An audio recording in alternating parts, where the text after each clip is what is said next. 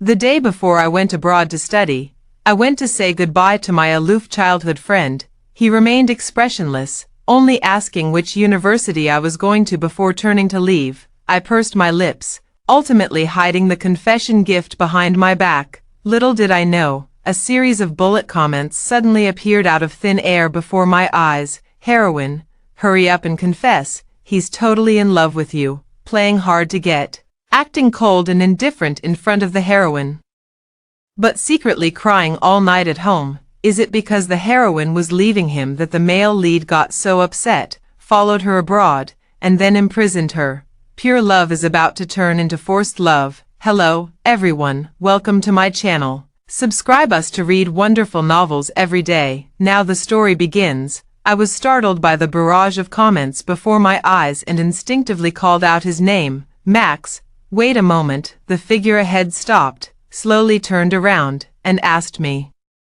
"Is there something else?" With an utterly indifferent expression on the continuously scrolling subtitles, the words confession kept appearing, overwhelming my mind. I held out the gift I had been hiding behind my back to him. "Max, I've liked you for a long time." Max's expression froze, and the scrolling subtitles also came to a halt. "A few days ago was your birthday, and I had already picked out a gift, but..." My smile carried a hint of bitterness. "If I don't give it to you this time, I might never get another chance." Max's face was hidden in the shadows, unreadable. I lowered my head, staring at the ground, feeling my ears grow hot. On the ground, the barrage unfroze as if suddenly, scrolling wildly. Wait, did I just lag and miss some important plot? How did the female lead suddenly gain a voice? Equally confused. Something's off, really off, given how much of a simp the male lead is.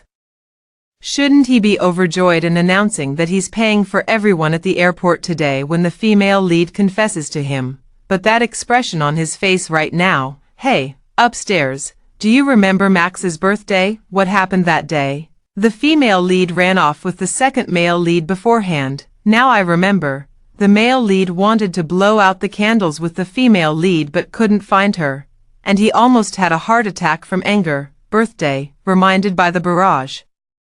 I suddenly remembered. That day, I stuck close to Max, chatting with him and trying to cheer him up, but he seemed distracted, as if preoccupied with something important. I was so angry that I deliberately dragged my senior out to get some air. By the time my anger subsided and I returned, the entire private room was already empty. Turns out he had actually come looking for me afterward. Actually, based on my years of reading online novels, Max probably intended to confess that day. But the protagonist ran off with another guy halfway through. Upstairs neighbor, you guessed right. I saw Max secretly blowing up heart-shaped balloons, about 20 of them, all inflated by himself, each stuffed with a ring inside. Tisk, how pure-hearted. Rings. I jerked my head up and stared at Max, yet he gazed back at me expressionlessly. After a long while, he let out a mocking chuckle. "You like me? How can you prove it?" Denise, how do you plan to prove that you like me?" All the previous softness and emotion vanished in an instant with these two cold questions. I took a sharp breath and glared angrily at Max. He looked at me indifferently, as if I were some passerby who had nothing to do with him. Damn it. Denise is going to storm off again. Max, why did such a decent person have to grow a mouth? Go home and cry. All right everyone, no need to watch anymore. The plot is about to return to its original track, forced love through imprisonment. Just as I was about to turn away in anger, seeing the bullet comments predict my move made me too embarrassed to leave. My gaze fell back on Max's face. It was a strikingly pale and beautiful face, with narrow, upturned eyes that carried an ancient charm. Perhaps influenced by the bullet comments, I actually began to imagine Max's beautiful eye corners faintly blushing. I let out a sigh, took 2 steps forward, and raised my head. At this moment, the distance between us was so close, so very close, that I could almost feel his breath. He lowered his gaze, looking at me with incomprehension, his pure black pupils reflecting my figure. I gave myself a fierce pep talk in my heart, then suddenly leaned in and kissed his lips, cold, soft, slightly trembling. This was Max's lips as I felt them. To be honest, in all my years since birth, I've never had any experience with kissing.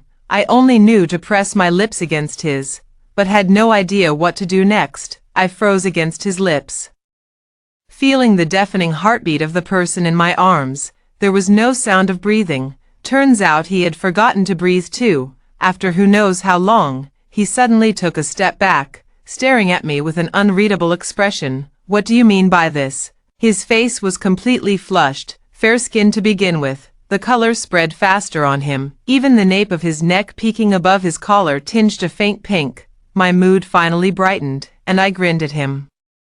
Didn't you want me to prove I like you? Is this enough? Or, how about this? Feeling greatly encouraged, I stepped forward again, cupped his face, and planted a loud, smacking kiss on his lips. If you still don't believe me, I'll tear up the plane ticket right now. Okay. I wrapped my arms around Max's neck and said softly, I'll stay by your side, wherever you go, until you believe me. Before the words had even fully left my mouth, Max violently pulled away my arms from around his neck and glared at me angrily. Denise, haven't you caused enough trouble? I was shoved so hard that I staggered, barely managing to steady myself, staring at him in shock. I couldn't understand how the atmosphere had suddenly taken such a sharp turn. Go ahead, male lead, keep acting up. This is exactly how you lose your wife. Denise finally gathered the courage to confess. And what is he doing? The barrage of comments hit close to home. I clenched my teeth tightly, refusing to let the humiliating tears fall. He remained completely unaware of this, still speaking in a cold voice. Denise, do you really like Neil that much? Enough to put on an act with me just to stay and be with him? I looked up in confusion, tears losing control and falling anyway. Max's words completely threw me off. Where did that come from? Didn't he think Denise confessed to him just to stay and secretly carry on with the second male lead? And then what? Max asked coldly. You stayed to date me while being with Neil. Next, are you going to marry me while cheating on me with Neil? Denise, do you have any basic sense of morality? You've really disappointed me. He grew angrier as he spoke, the ambiguous pink flush on his face quickly fading away. Such an advanced train of thought. This is hard for me to comment on. Hey everyone, does anyone remember that it was Max who secretly told Denise's parents after his birthday, saying Denise was dating some punk, which led to Denise being urgently sent abroad by her parents to study? So it makes sense he'd think this way now. Truly a shady character, so underhanded. I glanced at the text on the bullet comments and only then realized that my parents sending me abroad was actually Max's doing. The anger of being reported behind my back and the frustration of being rejected merged together.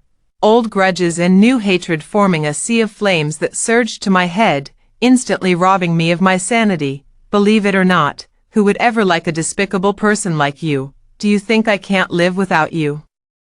I hurled the gift box I had been holding onto the ground and turned to leave. Sigh, another failure. And so, things are still heading toward the imprisonment we all love to see. Wait, what is he doing? Max, what are you doing? Denise, turn around quickly, female lead.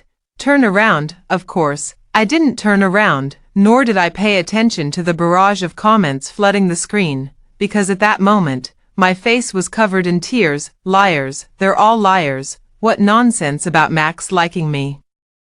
If he liked me, would he yell at me like that? Would he question me like that? I don't think he likes me even a little bit. Sending me abroad with my parents was just his way of getting rid of me. I wiped my tears fiercely and walked into the security checkpoint. Max is still squatting there. Denise's gift to him got broken. Right. I think that looked like glass inside. Those bullet comments wanted me to see. Did he just pick up the gift I gave him? I pondered inwardly, still not turning back. Carrying my coat as I walked toward the boarding gate. Something's wrong. Max is having a heart attack. I suddenly turned around and, through the glass, saw a dark figure curled up in pain on the ground where I had just been standing. It was Max. His face was deathly pale, and he was still clutching tightly the gift I had given him, a wristwatch. However, the watch's face had already shattered into pieces, the broken glass cutting his hand, and blood staining the airport floor tiles. I cried out in alarm and rushed toward him, only to be stopped by the security checkpoint staff. Through that glass, I watched helplessly as the crowd surged toward him from all directions. Before long, someone brought a wheelchair and wheeled him away, from beginning to end. He clutched tightly in his hand that shattered watch that had deeply wounded him. Only after he was taken away did I snap out of my daze. The security officer looked at me with sympathy and gently reminded me that I could return to the airport terminal through the passage on the other side. I won't go back. I wiped the tears from my face and muttered to myself, going back is pointless anyway. He doesn't believe I like him. During the 8-hour flight, I drifted in and out of sleep while the barrage of comments kept chattering non-stop. From their messages, I gathered a lot of information. First, if my story with Max were a novel, then we were destined for a tragic ending. In this story, I am a haughty young lady who harbors feelings for Max, yet am constantly wounded by his icy demeanor. To salvage my dignity, I always pretend to be intimate with Senior Neil. Reading this, my conscience pricks me. Before this, I had indeed exploited Neil many times. Each time Max ignored me, I would drag Neil before him, hinting that there were plenty who adored me. Neil was also happy to play along, to be honest. I've always believed that loving someone means treating them well, wanting to buy them things they'd like, and being the first to share exciting moments with them. So I always thought Max had been cold to me all these years because he simply didn't like me, or might even find me annoying. But the comments claimed that Max was madly in love with me. On the other hand, Neil didn't actually like me. He was only flattering me because being with me meant he could skip 20 years of hard work. The barrage comments also said, Neil has a childhood sweetheart, and the two of them are the protagonists of another book. Neil will leave me, the woman he used, behind once he rises to the top, fulfilling his promise with his childhood sweetheart to go from school uniforms to wedding dresses. I didn't want to believe what the barrage comments said, but I had no choice but to believe it, because judging from all the facts, what they said was true. My mind was in turmoil, my heart a tangled mess. Gazing at the clouds outside the window, I couldn't help but let out a long sigh. You've got our poor female lead all depressed. Denise, don't be sad, the hard times are still ahead. Wait till Max goes completely nuts and imprisons you. That's when you'll truly have no one to turn to. Stop it, you're making me want to cry. Why can't two people who love each other just be together properly? Because Max is insecure. He's always felt his poor health makes him unworthy of Denise. He tries to avoid her but can't help getting close, then loses his mind seeing Denise with other men. I'm so done with this, actually. It's not entirely Max's fault that his emotional expression is twisted. He was raised by his cold and unfeeling grandfather from childhood, never knowing what love truly is, only understanding possession, then subconsciously, because he likes Denise, he can't bear to possess her. Torn back and forth by these conflicting feelings, he ended up breaking himself. Reading this, I suddenly remembered Max's childhood. Max's grandfather single-handedly founded the conglomerate, but in middle age, tragedy struck. His son and daughter-in-law both died in a car accident. Only the young Max survived, but he was left with a lingering aftermath, heart disease.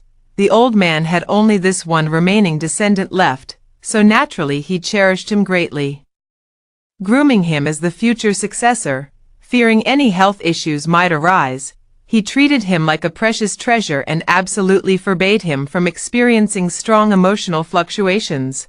Because I was Max's friend, Max's grandpa allowed me to play with Max. Every time I visited, he would remind me to take good care of Max. Originally, I had quite a few complaints about this. After all, we were both children. Why should I be the one looking after him? Moreover, he was the older brother while I was the younger sister. Shouldn't it be the other way around?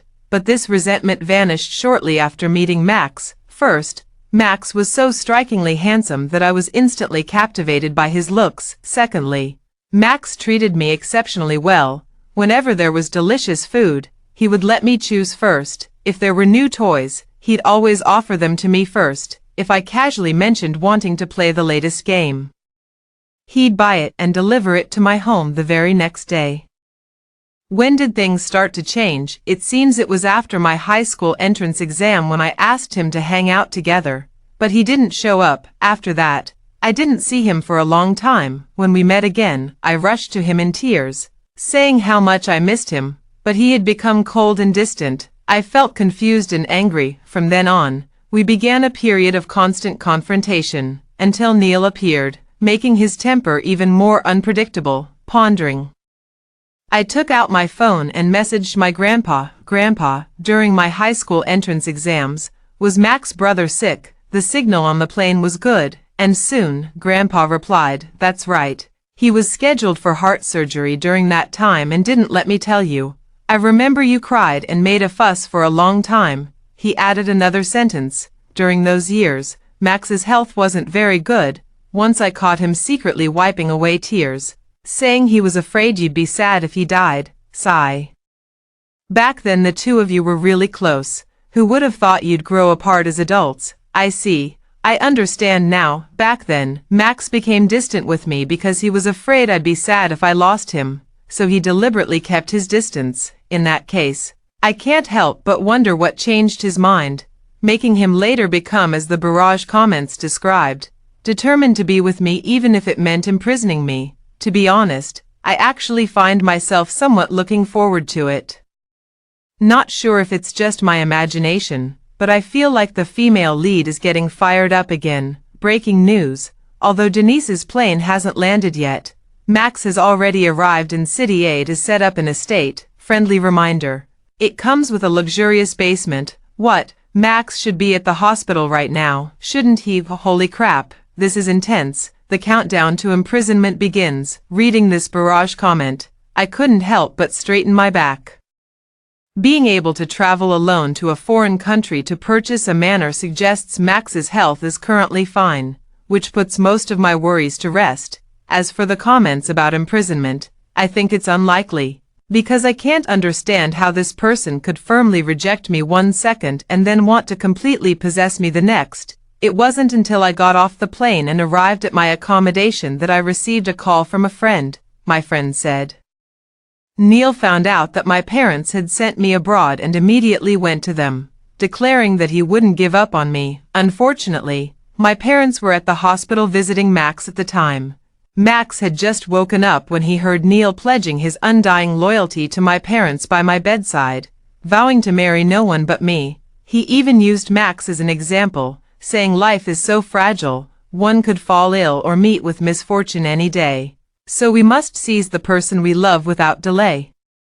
According to friends, Max turned deathly pale with rage. Without a word, he pulled out his phone and went straight to the rooftop helipad, demanding a flight to City A. After hearing my friend's account, I was left speechless. It's hard to say whether Max was provoked by Neil, or if he took the message of how fragile life is to heart. In any case, if this helps Max come to his senses and be with me, I'd be quite happy. I hope he can be happy and follow his heart to pursue the person he likes.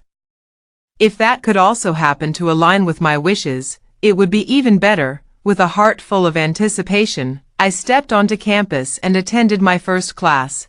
Although I was hastily sent abroad, my university and major were carefully chosen. My favorite, jewelry design. In the first class, the teacher was very kind and didn't start teaching right away. Instead, they assigned us a task to design a piece of jewelry to the best of our ability, without considering any real-world constraints. For no reason, I remembered Max's birthday. When I missed seeing the ring hidden among 20-some balloons, I decided to design a ring. As I rolled up my materials and left the classroom, descending the steps, the barrage of miscellaneous chatter suddenly grew excited. Here it comes. Hey, Max, just recovered from a serious illness and already crouching in corners, fresh out of the hospital bed, flying around and setting up estates. Not even catching a wink of sleep before staking out Denise. Max, with that kind of determination, you'd succeed at anything. Seeing the words on the bullet screen, I also grew concerned about Max's health and was about to walk over to him. Just then, my phone rang. At that moment, I felt the expression behind the tree from Max suddenly darken. I lowered my head. The caller ID showed Neil. I had no choice but to tuck the documents under my arm and answer the call. Denise. I'm sorry for putting you through this. Neil's voice was as gentle and polite as ever. What suffering? What are you talking about? I was confused. Neil, don't hide it from me. I've heard everything. To stay in the country and be with me. You even went so far as to confess your feelings to Max. Me? I didn't do that, bro. Ha ha ha. What to do? Neil actually believed it. Let's guess what the social climbing Neil plans to do next. Denise, even though you couldn't stay in the country. Don't worry. I'll do my best to apply to schools in City A and work hard to reunite with you. Wait for me. With that, he hung up the phone. Oh, so this is where the scheme lies. Do you think this broke social climber will expect Denise to cover his living and tuition expenses when he comes to City A to study? After all, I only applied to schools in City A for you. Tisk, truly a social climbing man who knows how to leech off women. Wait, I have a question. Can Max really hear Denise's phone conversation from this far away? Probably not, definitely not. Max isn't some kind of superhuman with super hearing. But why do I feel like he heard everything? Look at his expression. Reminded by the barrage of comments, I looked up and saw Max behind the tree, his face pale, his eyes dark and flickering with fire, looking both furious and icy. Holy shit, what's going on? Max isn't actually bugging Denise's phone, is he? Actually, I've been meaning to say this for a while, back when Max found out on his birthday that Denise was with that gold digger. Something was off. It was like he had a bug planted on Denise. You two must be new here. Clearly didn't read from the beginning. Ever since Denise bought her first phone, Max has been using tech on her, wiretapping and location tracking our child's play. He even monitors Denise's heart rate, blood pressure, and sleep quality. That's so creepy. I was also shocked. Now, I truly believe he loves me. The barrage of comments continued to scroll. A pervert. Still better than Neil, who strung along Denise to exploit her resources, only to say in the end that he couldn't stand a spoiled rich girl like her. Seriously, is being liked by him something to be proud of? I mean, his childhood sweetheart. That hard-working girl who went straight from undergrad to PhD at a prestigious university, ended up marrying him and having 2 kids in 3 years, straight from the classroom to the delivery room. That kind of blessing is something I'd gladly pass on. I ignored the barrage of comments on the screen, still reeling from the shock within. Max loves me. Max actually loves me this much. I gazed at Max, feeling my blood surge from all directions of my veins into my heart. An indescribable emotion throbbing violently within my trembling chest. Unable to resist, I lifted my foot to step toward him, forgetting I was standing on a staircase. Careful. A girl grabbed me just as I was about to tumble down the steps. I saw Max in the distance, his face also clouded with concern. It's you. I just saw you in class. We're in the same class, right? Have you decided what to do for today's assignment? The golden-haired, blue-eyed girl was exceptionally cheerful. I glanced at Max, deliberately bringing my phone closer to my lips. I planned to make a pair of rings, to give to the person I like. Before I could finish, Max's face turned even paler. He pressed his lips tightly together and turned to leave. Oh no. He thought the person I liked was Neil. I quickly waved goodbye to the blonde girl and chased after Max's retreating figure. Max, don't go. I called out to him loudly. His figure paused for a moment, then continued walking forward. I caught up in a few strides, ran in front of him, held his arm, and asked breathlessly, "Since you came to see me, why did you run away without saying a word?" He frowned. Who said? I pulled up his sleeve in one swift motion, revealing the pale purple glowing watch face clinging to his pale wrist. If you don't like me, why are you wearing the watch I gave you? He stared at my fingers tightly gripping his wrist. I pressed on. I remember smashing the watch face yesterday. How is it perfectly fine now? Did you have it repaired first thing this morning? Max remained silent, but a faint blush spread across his face. If I guessed right, he probably couldn't keep up the act much longer. His jaw clenched tightly, then suddenly, as if he'd made some decision, he fixed me with a burning gaze. Yes, that's right. I like you so much it's driving me crazy. What are you going to do about it? His sudden directness left me flustered and at a loss for how to respond. Seeing my silence, he asked sharply again, "Why so quiet? Didn't you say you liked me?" How about visiting my home in City A? The barrage of comments, each expressing their views on the current scene, suddenly paused, then erupted like a tidal wave with home in City A, the manor, a manor desolate for miles around, confinement, basement, it's finally come to this. Max has completely transformed at last. Seeing these comments flash by actually got me a bit excited too. I squinted at him with a smile. Sure, I'd be delighted if you invited me to your place. I happily took the passenger seat beside him, but he made no move to start the car. After a long pause, he slumped back against the seat with a sigh. Forget it, get out. As expected, he backed down again. Max still couldn't bring himself to imprison Denise. I didn't care about any of that, just stared at him. Max, are you messing with me? As I spoke, I angrily slapped the design documents in my hand, making loud smacking sounds. Max glanced at the documents, his narrow eyes flaring up again. Denise, this was your own choice. Before the words had fully left his mouth, the engine roared and the sports car sped off, leaving the cityscape rapidly fading behind us. After countless twists and turns, I finally saw the manor that the barrage had been talking about, desolate for miles around, with an entire basement level. Is the garden meticulously designed? It's filled with all my favorite flowers. I bent down and said to him with a smile. He gave a soft mmm in his throat. I love it. Thank you. I stood up and quickly kissed his cheek. The stubbornness in his eyes faded, replaced by clarity and a touch of shyness. I held his hand as we walked toward the mansion. The master bedroom had large floor-to-ceiling windows, with pale purple curtains. The entire room was bathed in a bright purple hue, my favorite color. I smiled at him and asked, "Is this my bedroom?" He was about to nod when I asked again, "Or our bedroom?" His face turned completely red, and he stammered, How could you be so?" I pulled him close and kissed his lips again, a sweet and tender kiss, but it soon took on a different tone. Soon, both our breaths grew rapid and uneven. We instinctively learned to part our lips and accept each other. I couldn't resist placing my hand on his back, gently caressing. A helpless gasp escaped his throat. Before I could do anything, he froze in shock at his own gasp. His face turned so red it looked about to explode, and he quickly broke free from me and ran away. I watched his hurried retreating figure with amusement, not bothering to chase after him. No rush. Take your time. Not sure if it's just my imagination, but Denise seems much more confident now, probably because Max confessed. Reading the comments on the bullet screen, my heart felt warm. To these friends I've never met. My unwavering belief that Max loves me is largely thanks to you. I'm confident we, Denise and Max, will be happy together. Hey, did you guys see that ending before? Back then, Denise was heartbroken after being abandoned by Neil, and Max just wouldn't speak up, loved her but never said it, so he locked her in the basement. I think when Max imprisoned Denise, he actually wanted her to be happy, but then he realized that Gaichin was no good.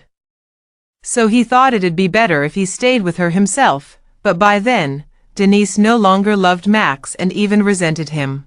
So Max decided to lock her up first and then, don't even mention it, it made me cry so much. Later, Denise would rather die than submit and starved herself to death. Max went insane too and committed suicide while holding Denise's corpse, and that damn manor was so remote that their bodies were never found. They just stayed there, embracing each other until they turned into skeletons. Under the relay of bullet comments, I glimpsed the ending that should have happened between him and me. To be honest, I'm not surprised. Without clearly realizing his love, being locked up by him and choosing death over submission is exactly something I would do. Fortunately, at this moment, I firmly believe he loves me. I think, this time, I will surely have a different ending with him. Looking at the vast fields of lavender outside the window, I felt immense joy in my heart. Just then, the phone rang. It was my mother. My mother earnestly advised me, Neil is not a good marriage prospect. I know, I said. I never thought about being with him in the first place. Mom, do you think I should marry Max? I really like him, I said with a smile. Can we have our wedding in the courtyard where we first met? I think it was Max's grandpa's old house, I happily imagined. Mom was furious. She said, Can, I know you're smart, but can you stop using your intelligence against your parents? Do you really like Neil so much that you'd even fake a marriage with Max just to return to the country? Don't you realize you're hurting Max? Mom, what are you talking about? I really like Max. I hurriedly defended myself. Mom fell silent for a moment. You'd better think carefully about what you're doing. Then she hung up the phone. I didn't know whether to laugh or cry, and began pondering how to make my mother believe me. Report. This phone call was also Max heard word for word, judging by Max's expression. I feel like he believes once again that Denise is trying to use him as a decoy to escape. Oh, the insecure man. Seeing the barrage of comments, I let out a long sigh in my heart. It seems making Max believe that I love him will be a long and arduous journey. Late at night, as I lay in my soft bed, I vaguely sensed a figure standing by the bedside, blinking sleepily. I glanced over and felt relieved when I saw it was Max. I grabbed his hand and said, "What are you doing standing there? Come up and sleep." He froze, his breath hitching, but I was too drowsy to care. I wrapped my arms around his hand and fell back into a deep sleep, in my half-asleep state. I seemed to hear him gritting his teeth and asking, "Who do you think I am?" When I woke up again, I found myself no longer in the bedroom, and the barrage was flooding with, "Finally awake. Congratulations, Denise, you've been imprisoned. Couldn't escape after all. Oh, I say, fate and love. Great, it's the dark room. We're doomed." I looked around and realized this was less of a dark room and more of a luxurious penthouse, fully stocked with food and toys. The TV screen embedded in the wall even larger than the one on the floor. As I was looking around, Max walked in. He avoided eye contact, not daring to look at me. "Ha ha ha, Max, you've already done it. Why are you getting nervous now, you coward? Dare to look your grandma in the eye?" I smiled at him. "What are you doing? Hiding a beauty in a golden house?" He finally shuffled his way in front of me, head hanging low, unwilling to speak. "If you want to keep locking me up, fine. But you have to come see me every day, and stay with me at night. I'm terrified of being alone, and if you're going to lock me up for life, you'll have to take good care of my parents for me too." I hooked my fingers around his hand, which was right within reach, swinging it back and forth as if soothing a dog that had done something wrong. He was utterly astonished. "Ah, right. Since you love me so much that you want to lock me up, does that mean we can?" I gave him a suggestive look. Unfortunately, my flirtatious glance was wasted on him. He didn't pick up on it at all. Impatient, I grabbed Max's arm and pulled him onto the bed. He panicked, struggling desperately, but I pressed him down firmly, pinning him beneath me as I leaned over. Before long, he stopped resisting, his entire body stiffening, his exposed skin flushing a faint pink. "What's happening? Why is the scene blocked for me? What's all the fuss about? Just a couple doing some things that can't be aired. No sound either, playing that big, and they still got a happy ending. I'm speechless, just two lovebirds. Huh, as they say, every pot has its lid. I've noticed that Max, the more he stalks, tracks, imprisons, and controls Denise, the more excited she gets. Lock it in. Crazy people should date crazy people." Later on, he got a taste for it and turned passive into active. After several rounds of exertion, I was utterly exhausted. Having completely lost track of day and night in the pitch-black room, in the end, I held Max tightly as I fell into a deep sleep, nearly warming up his cold body. I don't know how long it had been, but suddenly the embrace was empty. I let out an unhappy whimper, then, too exhausted, turned over and fell back into a deep sleep. In the depths of my subconscious, it felt as though something was watching me. Then, a pair of strong arms lifted me up. I nestled into a warm embrace, curled up slightly, and peacefully drifted back to sleep. The empty basement was locked, leaving behind a soft sigh. I don't know how long I slept, but I finally woke from my dream. Yet torn between laughter and tears, I pulled his face close and kissed him. "All right, let's get married first and have kids in a few years, okay?" His eyes came alive again, shimmering with a dark brilliance. He pressed his forehead against mine and let out a heavy, nasal in agreement. My wedding with Max didn't happen immediately. We waited until my studies for that year were completed. The pair of rings I designed during my first semester were ultimately used in my wedding. a design featuring a pink diamond surrounded by about 20 encircling bands. I've always remembered those 20-some balloons I never got to have, and it still bothers me to this day. Many people attended the wedding.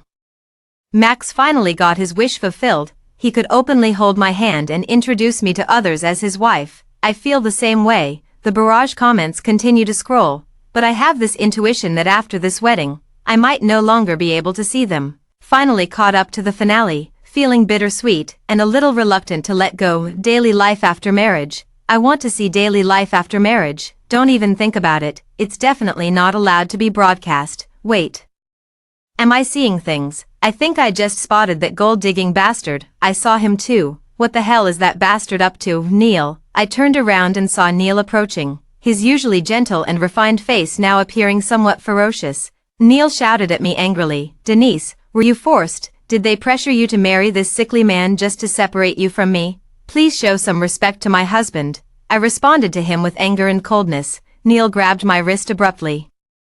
"I don't believe you truly love him. This ring, I've heard all about it. Wasn't it designed for us?" The guests buzzed with discussion. I wanted to shake off Neil, but couldn't. "I don't know who told you, but this ring was designed for Max from the very beginning.